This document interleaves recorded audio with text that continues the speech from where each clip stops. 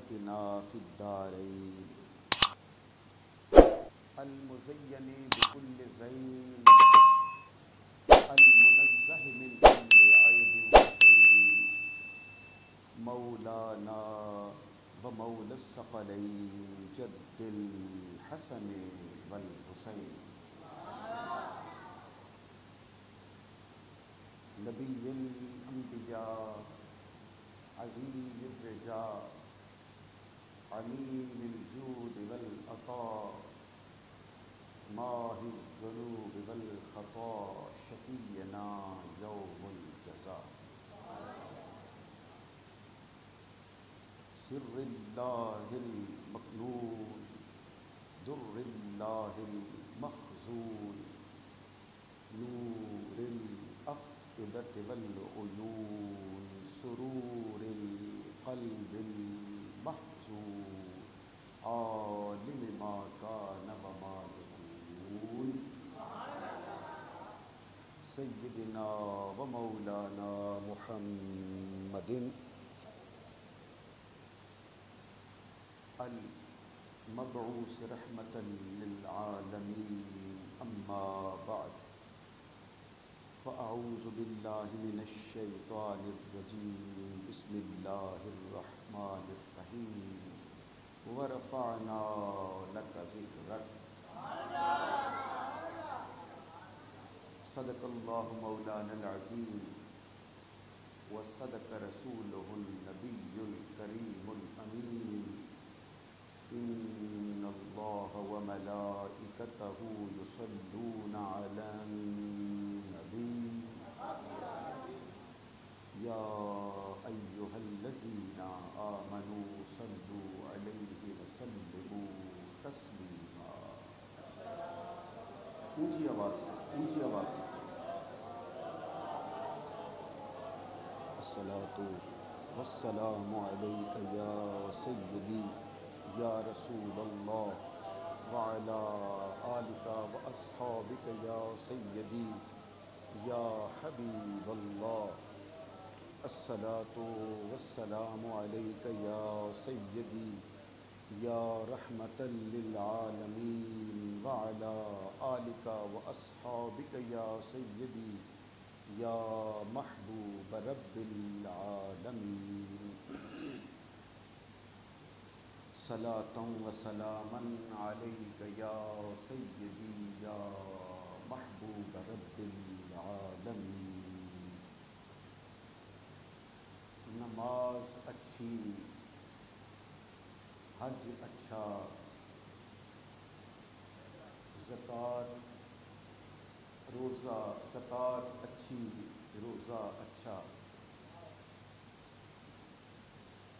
نماز اچھی، حج اچھا، زکوٰۃ اچھی، روزہ اچھا، مگر میں باوجود اس کے مسلمان ہو نہیں سکتا، نہ جب تک کٹ مروں میں خواجہ بطحہ کی عزت پر، خدا شاہد ہے کامل میرا ایمان ہو نہیں سکتا۔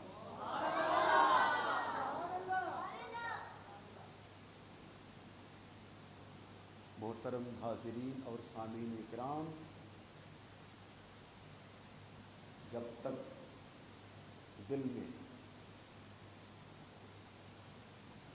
یہ رسول پاک کا فرمان ہے کہ جب تک کسی کے دل میں اپنے مال، اولاد، والدین، اپنی جان سے بڑھ کر جب تک وہ رسول اللہ سے محبت نہ کرے، اس کا ایمان کامل ہو ہی نہیں سکتا۔ ایمان کی تکمیل کے لیے لازم ہے کہ ہمیں اپنی جان سے بڑھ کر اگر پیار ہو تو وہ رسول اللہ سے۔ جاگیے اور بیدار ہو کر یہ بات سنیے، اور اس میں کوئی شک نہیں کہ ہماری اس صدی کے لوگ یقیناً مسلمان، اس میں کوئی شک نہیں، کوئی شبہ نہیں کہ جو اہل ایمان اور اہل اسلام ہے خواہ وہ کسی بھی مسلک سے تعلق رکھتے ہوں، جب رسول اللہ کی ذات سامنے آ جاتی ہے تو پھر ہر شخص اپنی جان اپنے آقا کے نام پر قربان کرنے کے لیے تیار رہتا ہے۔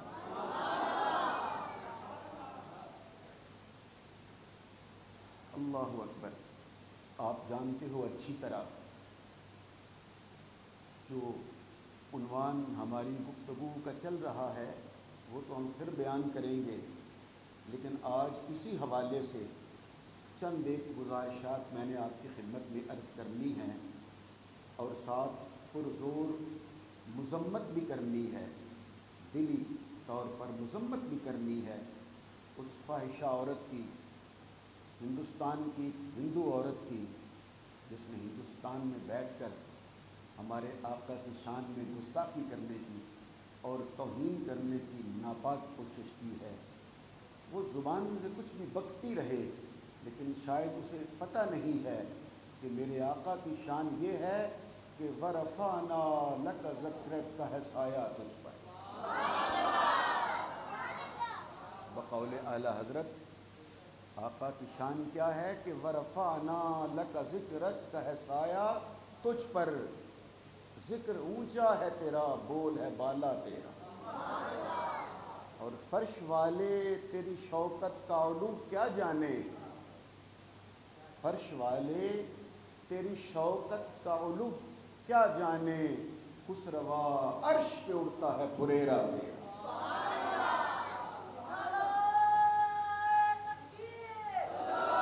اللہ اکبر، یا رسول اللہ، مل کے جیتے رہو، جزاک اللہ۔ اللہ اکبر، خسروا عرش پہ اڑتا ہے پھریرا تیرا، یہ ہمارے آقا کی شان ہے۔ کیا؟ وَرَفَعْنَا لَكَ ذِكْرَكَ۔ قرآن پاک میں حضور کی شان کن لفظوں میں بیان کی؟ وَرَفَعْنَا لَكَ، بولو نا، وَرَفَعْنَا ذِكْرَكَ، اے میرے محبوب ہم نے آپ کا ذکر آپ کے لیے بلند کر دیا۔ سارے مل کے نہیں بول رہے ہو ابھی۔ اے حبیب آپ کا ذکر ہم نے آپ کے لیے بلند فرما دیا ہے۔ وَرَفَعْنَا لَكَ ذِكْرَكَ، جب یہ آیت کریمہ جبریل امین لے کر حضور کی خدمت میں حاضر ہوئے تو صحابہ کرام نے حضور سے پوچھا، اور میرے آقا نے جبریل امین سے پوچھا کہ یہ جو اللہ فرما رہا ہے، اے حبیب تیرا ذکر ہم نے تیرے لیے اونچا کر دیا ہے، تیرا ذکر تیرے لیے بلند کر دیا ہے، اس ذکر کی بلندی سے مراد کیا ہے؟ یہ ذکر اونچا کس انداز میں کیا ہے؟ یہ ذکر اونچا کس حیثیت سے کیا ہے؟ کس شان سے کیا ہے؟ کس انداز سے کیا ہے؟ تو حضرت جبریل امین نے عرض کی، یا رسول اللہ، اللہ سبحانہ و تعالیٰ فرما رہا ہے کہ اے محبوب ہم نے تیرا ذکر اس انداز سے بلند کر دیا ہے کہ تا قیامت جب بھی کوئی اللہ کا ذکر کرے گا ساتھ تیرا بھی ذکر کرے گا۔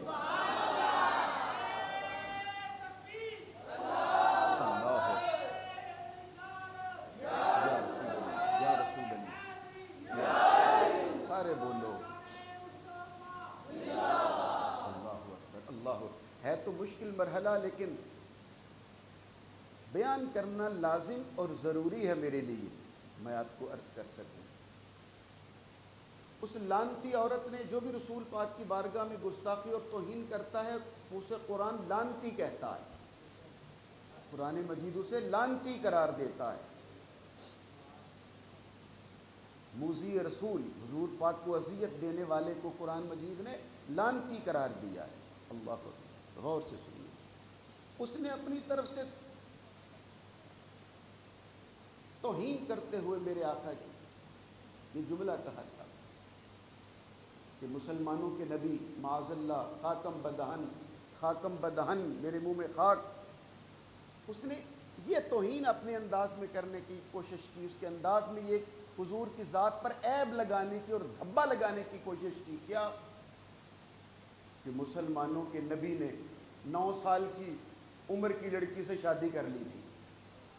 یہ ہے وہ فکرہ، یہ ہے وہ گستاخی جو ہم تک پہنچا کہ مسلمانوں کے نبی محمد پاک صلی اللہ تعالیٰ علیہ وآلہ وسلم رسول پاک نے جی 9 سال کی عمر کی لڑکی سے شادی کر لی، تو یہ ہوس پرستی ہے، یہ عیاشی ہے۔ تو یاد رکھیے گا، ہم انہیں بتلانا چاہتے ہیں یہ عیاشی نہیں ہے، یہ ہوس پرستی نہیں ہے، یہ دنیا داری نہیں ہے۔ اچھی طرح کان کھول کر یہ بات سن لو، ذات واجب نے، اللہ سبحانہ و تعالیٰ نے، جس نے یہ ساری کائنات خلق کی ہے، اس خالق کائنات نے جسے اپنا محبوب بنایا ہے، وہ محمد عربی ہے، اور محمد عربی وہ ذات ہے جس میں سر سے لے کے پاؤں تک پورے وجود میں کوئی عیب نہیں ہے۔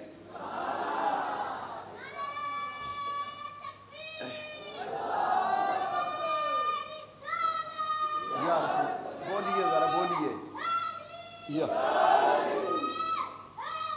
یا جس طرح اس کائنات میں عیب نہیں ہے، زمینوں کو بنایا خلق کیا تو ان میں عیب نہیں ہے، آسمانوں کو خلق کیا تو ان میں عیب نہیں ہے، لاکھوں کروڑوں اربوں خربوں سال سے رات جا رہی ہے، دن آ رہا ہے، سورج غروب ہو رہا ہے، پھر طلوع ہو رہا ہے، چاند نکل رہا ہے، ستارے نکل رہے ہیں، ان میں آنے میں جانے میں، دن میں رات میں، صبح میں شام میں، سردی میں گرمی میں، ایک لمحے کا بھی آج تک فرق نہیں آنے دیا۔ جس خالق نے پوری کائنات کو، خالق کائنات نے جس طرح پوری کائنات کو بے عیب بنایا ہے، جس طرح اس کی خلق میں کوئی عیب نہیں نکال سکتا، اسی طرح اس کے محبوب میں بھی کوئی عیب نہیں نکال سکتا۔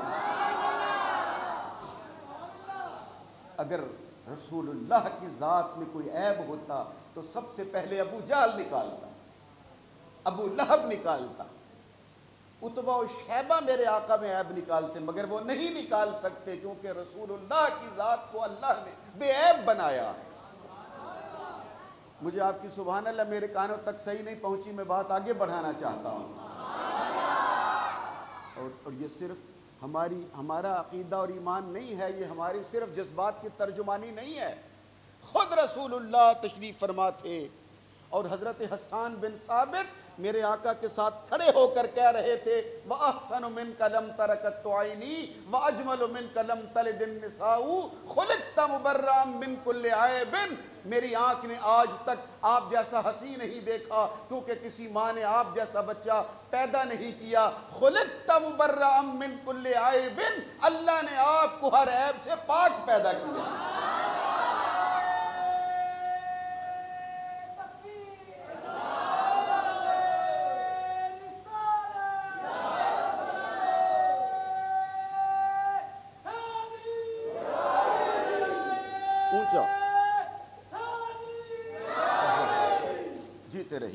جیتے رہیے اور سنیے اور میری جانب متوجہ ہو جائیں۔ چھوٹے بچے میری بات کو اچھی طرح یاد رکھیں گے، اور چھوٹے بچوں، اور انہوں نے بھی شادی وہ چھوٹی عمر کی خاتون سے اسی لیے کی تھی تاکہ یہ خاتون میری باتوں کو اچھی طرح یاد رکھ سکے۔ اور دین کا وہ حصہ، اسلام کا وہ حصہ، مذہب کا وہ حصہ، اسلام کا وہ حصہ جو خواتین سے متعلق ہے، وہ عائشہ مجھ سے سیکھ لے اور پھر ساری امت کی خواتین کو بتلا بھی سکے۔ بات تو کامل ہو گئی، لیکن میری جانب آپ متوجہ ہو جائیں گے تو لطف آئے گا۔ بات کا وہ یہ ہے کہ عیاشی کی عمر 50 سال نہیں ہوتی۔ انسان جب 51، 52، 53 سال کا ہو جائے، 54 سال کا ہو جائے، پھر وہ عیاشی کی عمر نہیں ہوتی، وہ ہوس پرستی کی عمر نہیں ہوتی، دنیا داری کی عمر 50 سال نہیں ہوتی، 25 سال ہوتی ہے۔ یار اب بول ہی نہیں رہے ہو۔ انسانی جذبات کی عمر، ہم لفظوں کو بدلتے ہیں، انسان کے جذبات کی تکمیل کی عمر 25 سال ہوتی ہے۔ جب وہ 25 سال کا ہو تو وہ اپنی جذبات کی تکمیل کے لیے ارادہ کرتا ہے، پوری قوت کے ساتھ وظیفہ زوجیت کو ادا کر سکتا ہے۔ کمال کی بات نہیں ہے کہ جب میرے آقا کی عمر 25 سال تھی اور 25 سال کا بے عیب جوان، اور ایسا بے عیب جوان، ذرا مل کے سبحان اللہ کہیں گے میرے اس اگلے جملے پر، کہ خواتین فرماتی ہیں، خود بی بی عائشہ صدیقہ فرماتی ہیں، رسول پاک اس طرح حیا کرتے تھے جیسے کنواری بچیاں حیا کرتی ہیں۔ اتنے حیادار تھے رسول پاک، اتنے حیادار تھے رسول پاک ہمارے۔ تو جب 25 سال کی عمر تھی، جب عین جوان، جذبات جوان تھے اور دنیا داری کی بھرپور عمر میں تھے، تب تو رسول پاک نے شادی کی 40 سال کی عمر سے۔ جب عین جوانی کی عمر کو پہنچے تو شادی کی کس خاتون کے ساتھ جس کی عمر، نہیں آپ نے توجہ نہیں کی ہے شاید میں، کتنی؟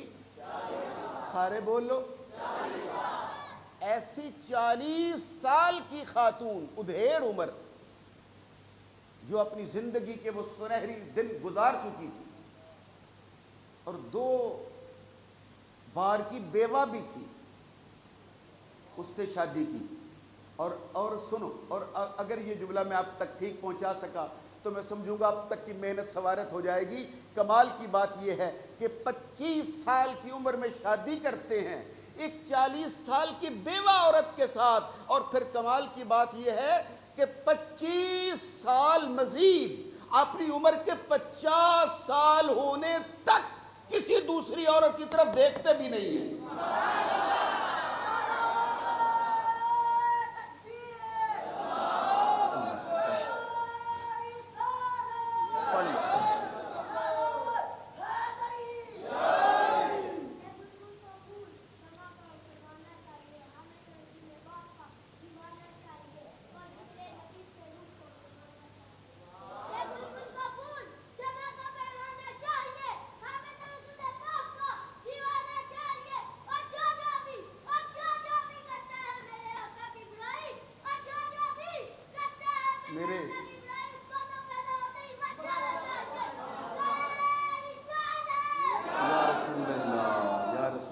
صلی اللہ علیہ وآلہ وسلم۔ مطلوب صاحب آپ ملاحظہ فرما رہے ہیں، جزاک اللہ جزاک اللہ۔ ابھی آپ اور دیکھیں گے، ابھی آپ انشاءاللہ اور منظر تھوڑی دیر کے بعد بھی دیکھیں گے۔ اب میں آپ حضرات کو پھر واپس لا رہا ہوں، متوجہ رہیے گا۔ ہو سکتا ہے آپ کہو کہ 25 سال کی عمر میں 40 سال کی خاتون سے شادی کی اور پھر 25 سال کسی اور عورت کی طرف دیکھا بھی نہیں، ہو سکتا ہے انہیں موقع ہی نہ ملا ہو۔ آپ سوچ سکتے ہو سکتا ہے انہیں موقع ہی نہ ملا ہو تو اس نے دیکھا بھی نہیں وہ کسی اور عورت کی طرف۔ نہیں، اگر غلط بات کروں مجھے ٹوک دینا، اللہ کی عزت کی قسم، جب میرے آقا کی عمر مبارک 40 سال کی تھی اور اعلان نبوت کیا تو مکے والے جمع ہو کر حضور کی خدمت میں آئے۔ ابو جہل آیا، ابو لہب آیا، ابو سفیان آیا، عتبہ و شیبہ آئے اور آ کے کہتے ہیں تو لا الہ الا اللہ کہنا چھوڑ دے، مکے کے جس عورت سے کے ساتھ کہے گا ہم تیری شادی کرنے کے لیے تیار ہیں۔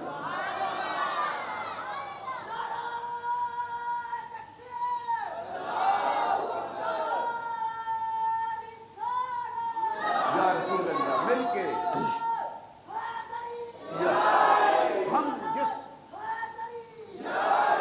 صرف ایک نہیں، دو آفر انہوں نے پیش کی حضور کی خدمت میں۔ پہلی، مکے کی جس حسین عورت سے چاہتے ہو، جس خوبصورت عورت سے چاہتے ہو، ہم آپ کی شادی کرنے کے لیے تیار ہیں۔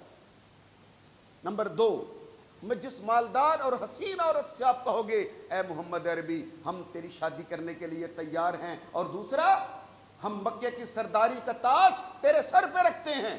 جب کہا نا ہم سے سونا چاندی روپیہ پیسہ سرداری امیری جو چاہے لے لو، اور شادی جس خاتون سے چاہتے ہو ہم کرنے کے لیے تیار ہیں، تو میری سرکار نے کیا جواب دیا تھا؟ میرے آقا نے فرمایا اگر میرے ایک ہاتھ پہ سورج رکھ دو، دوسرے ہاتھ پہ چاند رکھ دو، مطلب یہ تھا کہ ایک ہاتھ پہ دنیا کی دولت رکھ دو، دوسرے ہاتھ پہ دنیا کا حسن رکھ دو، سورج رکھ دو، چاند رکھ دو، میں ٹھکراتا بھی نہیں ہوں۔ میرا ایک ہی پیغام ہے، اللہ ایک ہے۔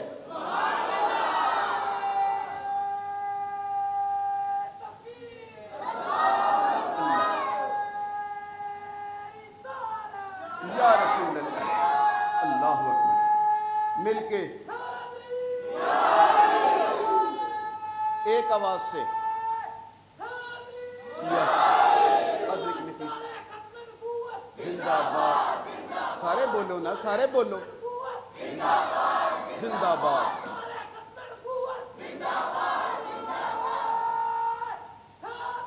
یا اور اب سنو اور آگے متوجہ ہو جاؤ تاکہ ہم تیزی کے ساتھ بات کو آگے بڑھا سکیں.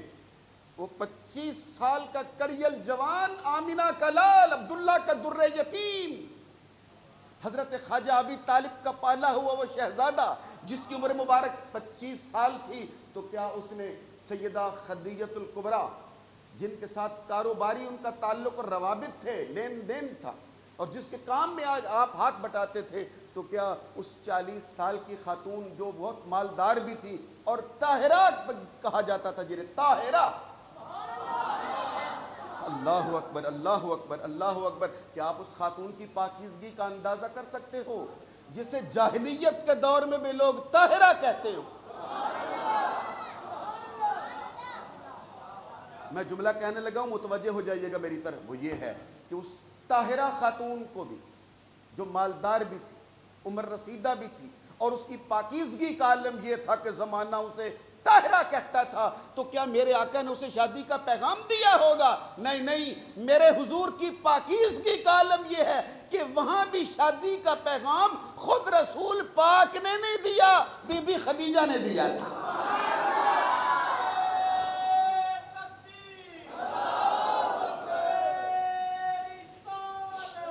یا رسول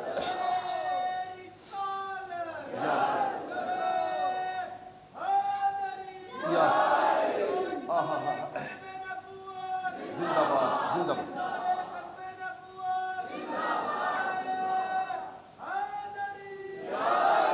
اللہ اکبر. اچھا میرا خیال ہے میں آپ کو لگے ہاتھوں ایک نقطہ بتلا کے پھر آگے بات بڑھاتا ہوں. اگر میری سرکار پیغام دے دیتے, حالانکہ یہ ہر عورت کا, ہماری ہر بیٹی کا, ہماری ہر بچی کا یہ اس کا فطری ناز ہے کہ اس کا رشتہ مانگا جائے.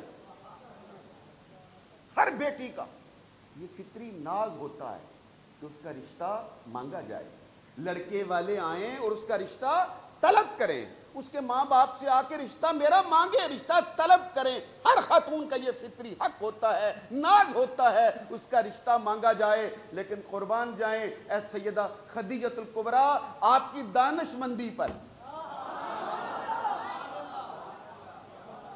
آپ کی دانش پر, آپ کی فہم و فراست پر, آپ کی دور بینی پر, آپ کی باریک بینی پر قربان ہو جائیں. اگر رشتہ حضور طلب کر لیتے یا حضور کی طرف سے حضرت ابی طالب طلب کر لیتے, آج کا کوئی بھی دشمن کہہ سکتا تھا کہ جب رسول پاک نے دیکھا اس عورت کے پاس مال بہت زیادہ ہے تو شادی کا پیغام دے کے شادی کر لی.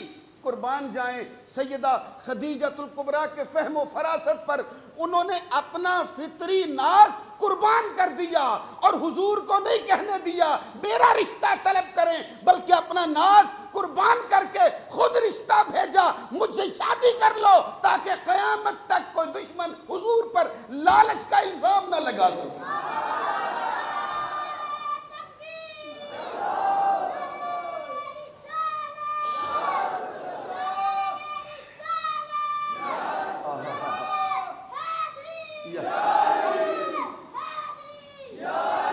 جزاک اللہ. ابھی تھکیے گا نہیں, ابھی تھکنا نہیں ہے, کیونکہ گفتگو کا میں نے رخ موڑنا ہے 5 منٹ کے بعد. پہلے یہ بات پوری کر لوں. اور پھر جب میرے سرکار کی عمر مبارک کتنی تھی؟ 25 سال. شادی کر لی 40 سال کی خاتون سے, اور اس کے ساتھ کتنا عرصہ رہے؟ 25 سال. بولیے کتنے؟ بلکہ 26. جب حضور کی مبارک 51ویں سال میں لگی, 51 سال, اور درمیان میں نے آپ کو بتلا دیا جب حضور کی عمر 40 سال ہوئی تو آفریں بھی ہوئی کہ جس خاتون کی طرف اشارہ کرو گے اسی کو تیری بیوی بنائیں گے. میں کہ میری سرکار نے ٹھوکر سے اڑا دیا, مجھے تمہارے کسی مال و دولت کی ضرورت نہیں ہے. اس لیے یہ میں حضور کا نہیں, میں کہنے لگا ہوں, اس لیے کہ اس کائنات میں اللہ نے مجھے تم سے لینے نہیں بھیجا, مجھے اللہ نے تمہیں دینے کے لیے بھیجا. چل اب پھر ہم واپس پلٹتے ہیں اسی منزل پر. اور جب حضور کی عمر مبارک تھی کتنی؟ 51 سال. پھر حضرت سیدہ خدیجۃ الکبریٰ کا وصال ہو گیا. اسی سال چند دن کے وقفے سے حضور کے چچا جان حضرت خواجہ ابی طالب کا بھی وصال ہو گئے. پھر 1 سال کے بعد جب 53 سال عمر مبارک ہوئی تو میرے آقا مکہ کو چھوڑ کر مدینہ چلے آئے. مدینے حضور آئے تو آپ کی عمر کتنی تھی؟ 53 سال. بولیے کتنی؟ اور حضور کا وصال ہوا تو آپ کی عمر تھی 63 سال. اب آپ آسانی کے ساتھ یاد رکھ سکتے ہو کہ اعلان نبوت کے بعد حضور مکے میں قیام فرما رہے 13 سال. اعلان نبوت کے بعد مکہ میں کتنے سال؟ اور مدینہ میں ہجرت کے بعد جب مدینہ پاک تشریف لائے تو مدینے میں رہے، بولے نہیں، 10 سال. مل کے کہو کتنے؟ مدینہ پاک میں حضور کا ظاہری قیام رہا 10 سال. اب وہ لطف کی بات آنے لگی ہے. جس نے کہا جی 9 سال کی عمر کی خاتون سے شادی کر لی تو شاید یہ عیب ان کے وجود میں عیب تھا. نہیں، یہ عیب نہیں ہے.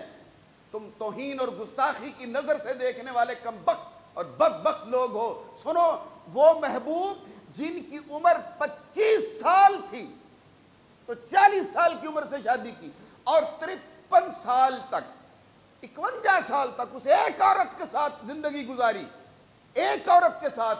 اور جو 10 سال تھے، 10 سال جس میں بڑھاپا آ چکا تھا، 53 سال سے لے کے 63 سال تک، جب وہ جذبات کا زمانہ، جب وہ عیاشی کا زمانہ، جب وہ جوانی کا زمانہ، جب وہ زندگی کے سنہری دن گزار چکے تھے، ان 10 سالوں میں حضور نے 8 شادیاں اور کی.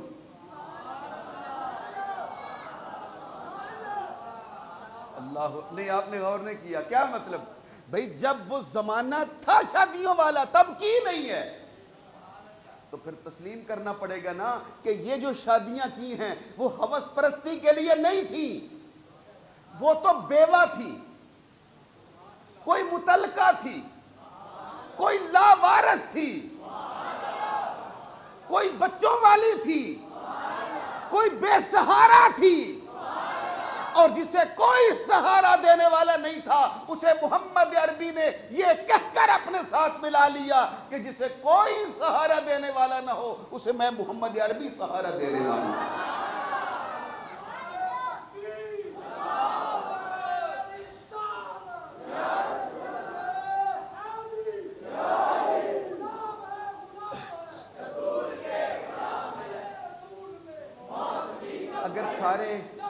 اگر سارے بولو یا رسول اللہ لبیک،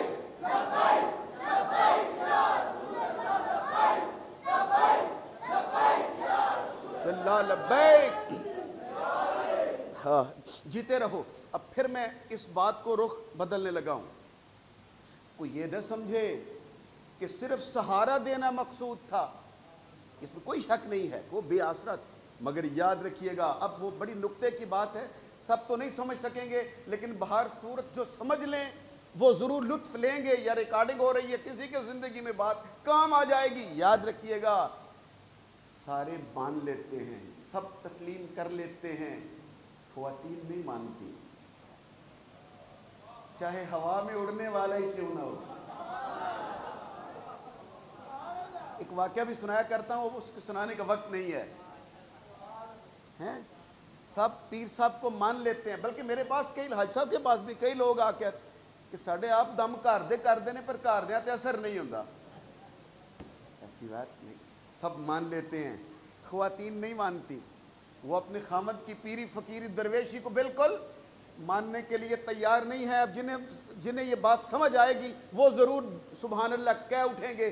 کیا آپ حضرات کو لطف نہیں آیا اس بات کا کہ میرے آقا نے 25 سال کی عمر میں شادی کی سیدہ خدیجۃ الکبریٰ سے، اور جب 40 سال عمر ہوئی اعلان نبوت کیا کہ میں اللہ کا نبی ہوں. اور کمال کی بات یہ ہے کہ جس نے سب سے پہلے حضور کو نبی مانا ہے وہ اور کوئی نہیں ہے، بیوی ہے.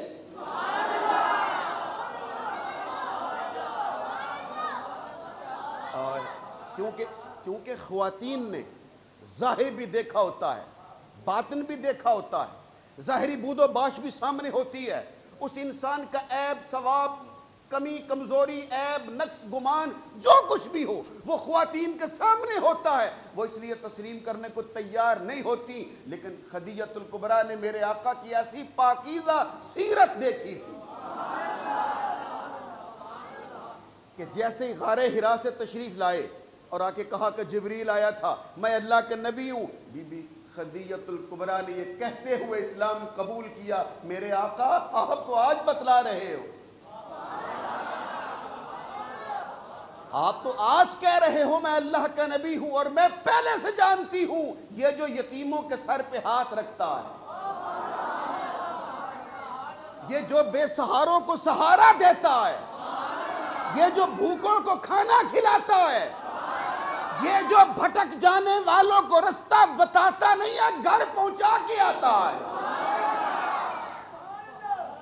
اللہ اللہ اللہ اکبر کبیر، اللہ اکبر کبیرہ۔ اور پھر وہ جو میں بات عرض کرنے لگا تھا وہ پھر میرے ذہن سے نکل نہ جائے، وہ یہ تھی، خواتین نہیں مانتی، بیویاں نہیں مانتی، سنو یاد رکھو، اور قیامت تک میرے آقا نے تاریخ کے چہرے پر اپنے کردار کی روشنائی سے یہ مہر لگا دی ہے، کیا کہ میری بیویاں ایک نہیں ہے، 7 8 9 10 ہیں، اور ایک خاندان کی نہیں ہیں، مختلف خاندانوں کی ہیں، منافق کی بیٹی بھی ہے، کافر کی بیٹی بھی ہے، یہودی کی بیٹی بھی ہے، مومن کی بیٹی بھی ہے، منافق کی بیٹی بھی ہے، نصارہ کی بیٹی بھی ہے، خیبر کے یہودیوں کی بیٹی بھی ہے، اور 9 بیویاں ہیں میری، اور 9 سال میرے گھر میں رہی ہیں۔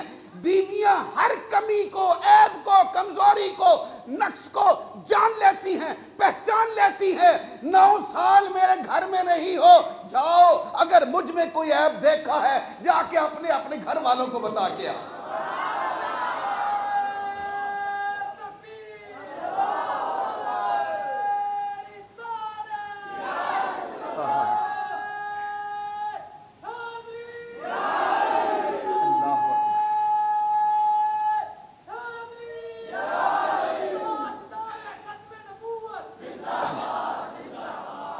سنو، جاؤ اگر مجھ میں کوئی عیب کوئی کمی ہے تو جاؤ اپنے گھر والوں کو بتا کے آؤ۔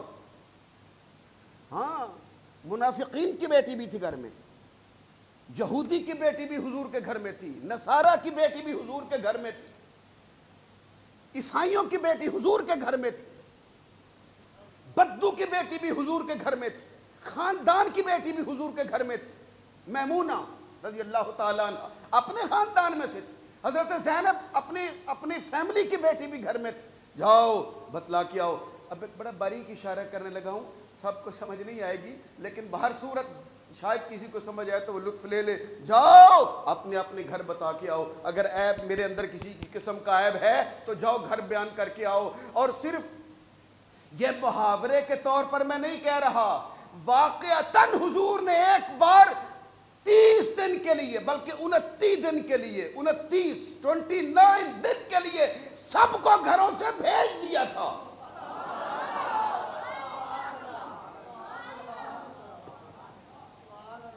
29 دن کے لیے سب کو واقعتاً گھروں سے بھیج دیا تھا کہ میرے گھر میں رہنے کی اجازت نہیں ہے، جاؤ۔ اور سب چلی گئیں، اور قسم بخدا 30ویں دن ایک ایک کر کے سب واپس آ گئیں، اور کوئی اپنے گھر جا کے حضور کا عیب بیان نہ کر سکی۔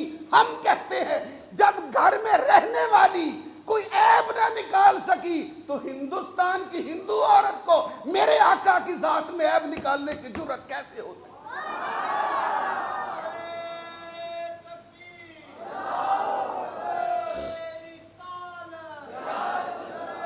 آؤ، نہیں مزہ نہیں آیا آپ کی، نہیں نعرہ حیدری نے مجھے لطف نہیں دیا، ذرا نعرہ حیدری محبت سے لگاؤ۔ ابھی گفتگو کو میں نے اس طرف لے جانا ہے، اختتام کی طرف، لیکن میرے خیال ہے اب تک جو میں نے باتیں کی ہیں ان میں ایک مثال دیے بغیر بات پوری نہیں کر سکوں گا۔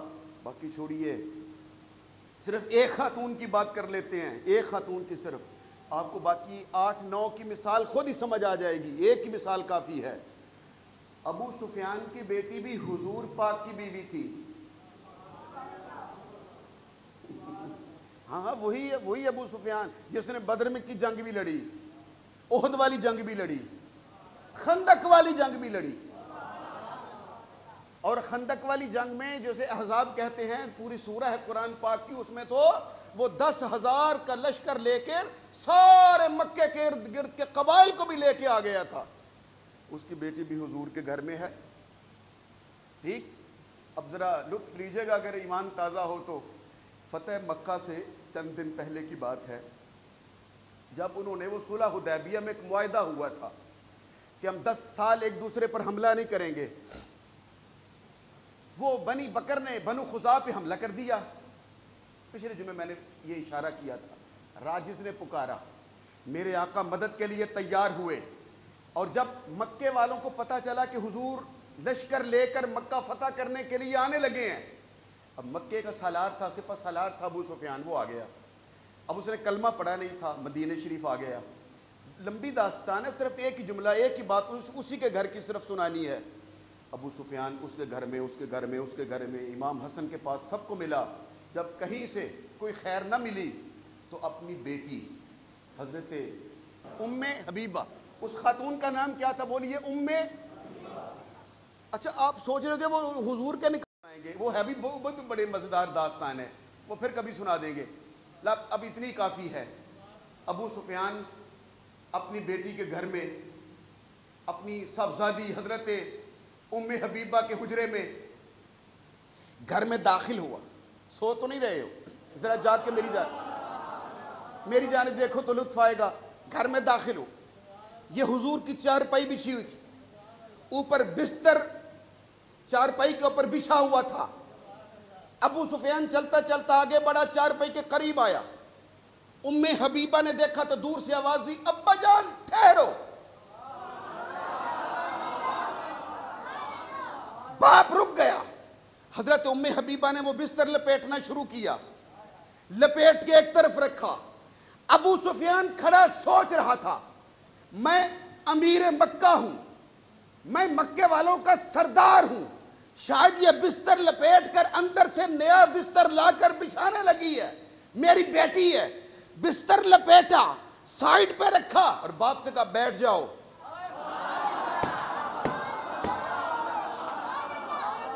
اب جو بستر لپیٹ کے کہا بیٹھ جاؤ, ابو سفیان حیرت زدہ ہو کر, حیران پریشان ہو کر اپنی بیٹی سے کہنے لگا, میں نے تیری تربیت ایسی تو نہیں کی تھی کہ میں تیرا مہمان ہوں, نہ صرف مہمان ہوں, تیرا باپ ہوں, نہ صرف تیرا باپ ہوں, میں مکہ والوں کا سردار ہوں, امیر مکہ ہوں, اور میرے لیے تو نے بچھا ہوا بستر بھی اٹھا دیا اور کہہ رہی ہے بیٹھ جاؤ. یہ بستر کیوں اٹھا دیا؟ اب حضرت ام حبیبہ کا جواب سنو, سوئے ہوئے بھی جاگ جائیں, اس طرح سبحان اللہ آپ کے منہ سے نکلنی چاہیے. حضرت ام حبیبہ نے کہا, تو میرا باپ ہے, اس میں کوئی شک نہیں, اور سپہ سالار بھی ہے, اس میں کوئی شک نہیں, مکے کا امیر بھی ہے, کوئی شک نہیں, لیکن اے میرے ابا کیا کروں, تجھے اس بستر پہ بٹھا نہیں سکتی کیونکہ بستر پاک ہے اور تو ناپاک.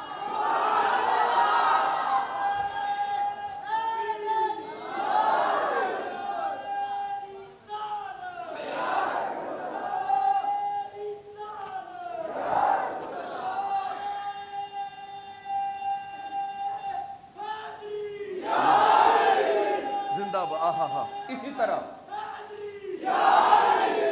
لو جس ذوق سے آپ نے نعرہ حیدری لگایا ہے, میں بھی آپ کو اسی ذوق کا نکتہ سنا دیتا ہوں.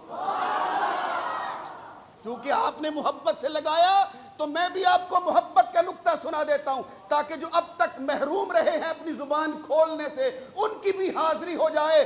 حضرت ام حبیبہ نے بستر اٹھا دیا اور کہا, انما المشرکون نجس, مشرک نجس ہوتے ہیں, تو نجس ہے, بستر پاک ہے, تو بیٹھنے کے لائق نہیں ہے. اور شب ہجرت حضور جا رہے تھے, مولا علی سے کہا میرے بستر پہ سو جا, چادر اوپر لے لے.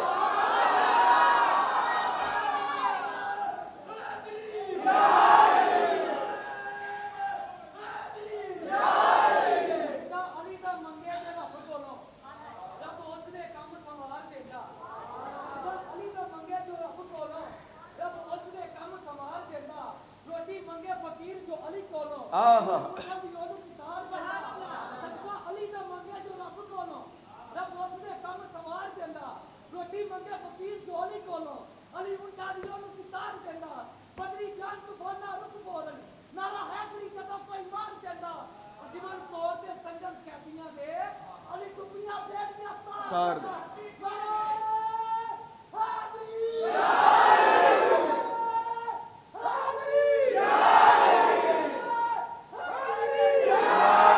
جیتے رہو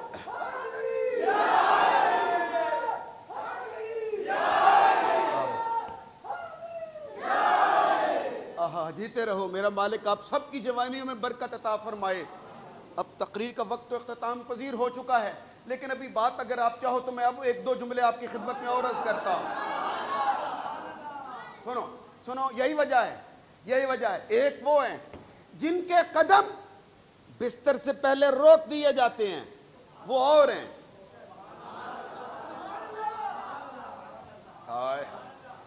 اور جنہیں چار پائی پہ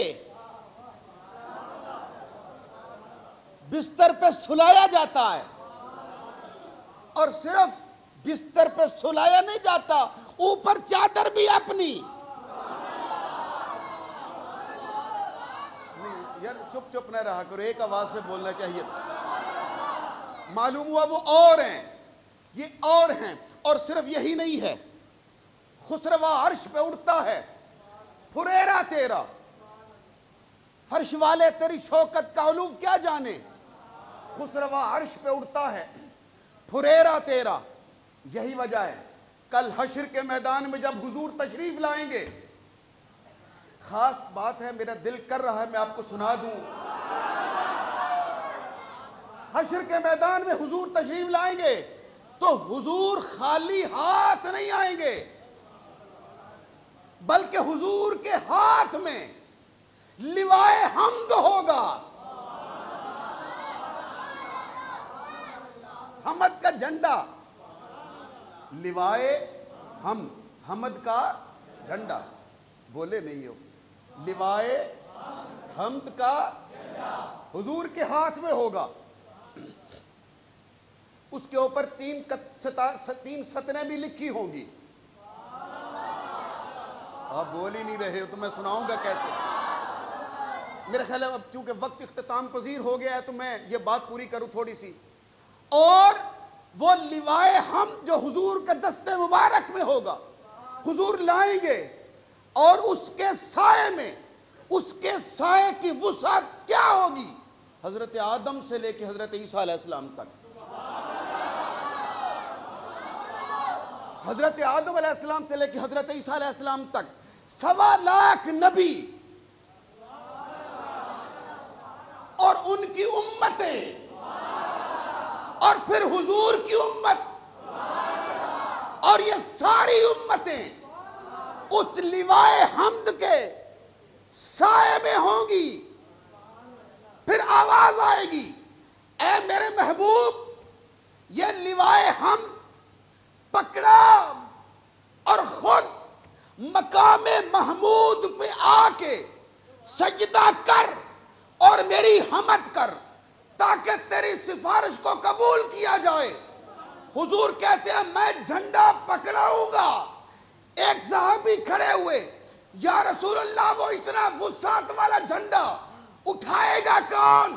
میری سرکار نے کہا وہی اٹھائے گا جس نے بدر میں اٹھایا، احد میں اٹھایا، خیبر میں اٹھایا، خندق میں اٹھایا.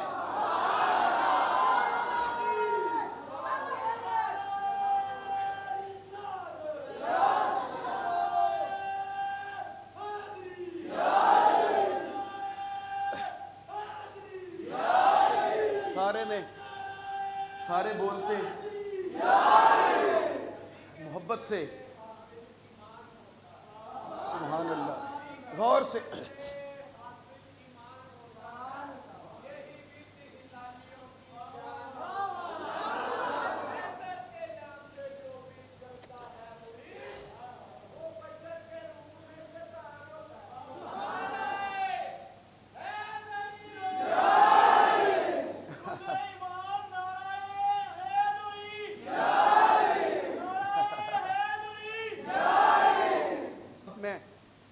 بیچارہ آپ نے ایک نور کی بات سنا دی، تو میرا خیال ہے میں بھی آپ کو ایک محبت بھرا نکتہ سناؤں جو آپ کو 8 دن تو کم از کم یاد رہے۔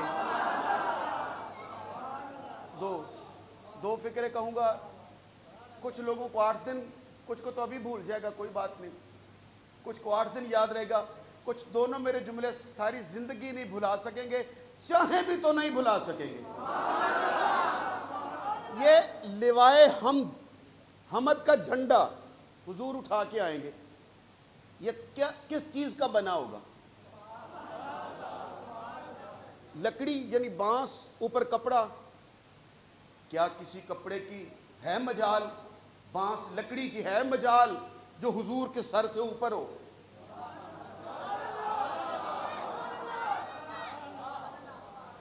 حشر کا میدان ہو، اللہ کی بارگاہ ہو، 1.25 لاکھ نبی ہوں، ان کی امتیں ہوں، اور کپڑا اور حضور کے سر سے اوپر۔ ہو سکتا ہے آپ میں سے کوئی سوچ لے وہ جو جنت کا کپڑا تھا، اور جنت کے کپڑے بھی ہوں، وہ تو ان کو شہزادے دنیا میں پہنتے رہے۔ یہ لیوائے، 2 جملے، پہلا جملہ، بس میں تقریر ختم کرنے لگا ہوں، پھر ہر دفعہ لیٹ ہو جاتا ہوں، پہلا جملہ سنو اور پھر آخری، اور بات مکمل ہو جائے۔ یہ لیوائے حمد، یہ وہ راز ہے، یہ وہ سر مخفی ہیں، یہ وہ معرفت کے راز ہیں جو ممبروں پہ ہم بیان نہیں کرتے بلکہ مریدین کے کان میں سناتے ہیں، لیکن میں آپ کو کھول کے سنائے دیتا ہوں، یہ لیوائے حمد یہ لکڑی نہیں ہوگی، یہ کوئی کپڑا نہیں ہوگا، جنت سے آیا ہوا جھنڈا نہیں ہوگا، یہ نور ہے، یہ میرے آقا مصطفیٰ کریم کا ایمان ہوگا۔ حضور کے ایمان کو مجسم کر کے جھنڈا بنا کے حضور کے ہاتھ میں پکڑا دیا جائے۔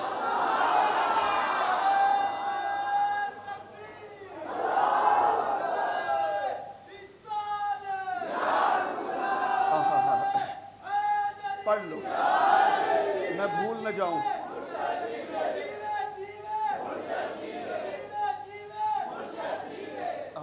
پڑھ لو۔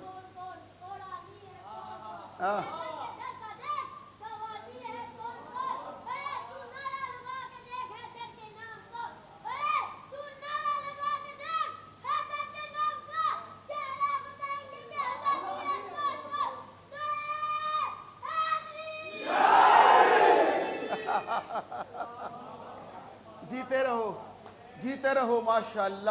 اللہ تعالیٰ آپ کی جوانی، آپ کے بچپن کو جوانی میں بدلے اور جوانی میں برکت عطا فرمائے۔ جس جوانی سے آپ نے نعرے کا جواب دیا ہے وہ میرا نکتہ بھی اسی کے متعلق ہے۔ جیسے یہ بات آپ اہل علم کبھی نہ بھول پائیں گے، وہ لوائے حمد کا جھنڈا کپڑے کا نہیں ہوگا، وہ ایمان مصطفیٰ ہے۔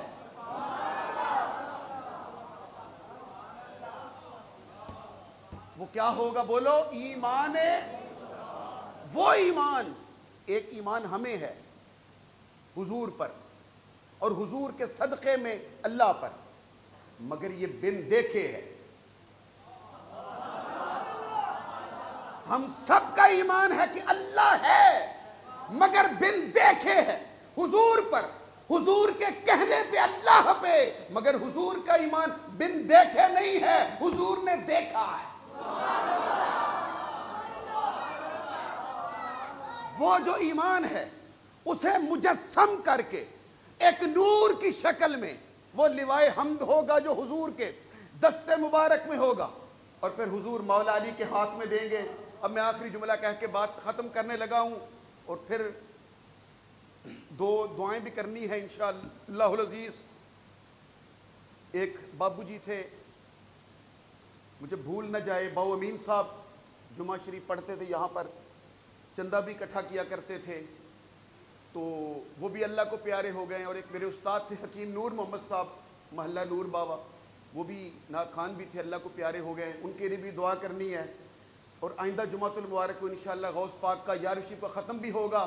مگر یہ آخری جملہ جو نکتہ جو کہنا چاہتا ہوں، مجھے یقین ہے یہ بھی آپ کبھی نہیں بھول سکو گے، یہ بھی وہ بات ہے جو ویسے تو مریدوں کے کان میں بتلانے والی ہے، لیکن آپ گرمی میں اتنی دور دراز سے چل کر آتے ہو، تو میں آپ کو کھول کھول کر بتائے دیتا ہوں، ماننا نہ ماننا آپ کی مرضی ہے، کون کس انداز سے مانتا ہے تسلیم کرتا ہے آپ کی مرضی ہے۔ میں آپ کو سنائے دیتا ہوں، میرے آقا نے کہا سیدہ شباب اہل الجنہ، جو جنت میں جائیں گے ان کے سردار حسن و حسین ہیں، جنتی جوانوں کے سردار امام حسن و حسین ہیں۔ اور پھر کہا کوئی بوڑھا جنت میں نہیں جائے گا، کوئی بوڑھا جنت میں نہیں جائے گا۔ تو یا رسول اللہ ہم جو بوڑھے ہیں، میری سرکار نے مسکرا کے کہا بوڑھا نہیں جائے گا، سب بوڑھے جوان ہو کر جائیں گے، سب بوڑھے جوان ہو کر جائیں گے۔ پھر تیسری بار کہنے لگا ہوں سب بوڑھے 30 سال کے جوان ہو کر جائیں گے، مگر یہ جوان کب ہوں گے؟ یہ جوان ہوں گے کب؟ جنت میں تو جوان جائیں گے، قبروں سے بوڑھے نکلیں گے، جوان کب ہوں گے؟ حشر کے میدان میں حضور لوائے ہم مولا علی کو دیں گے، علی لہرائیں گے، جو علی کے جھنڈے میں آتا جائے گا وہ جوان ہوتا جائے گا۔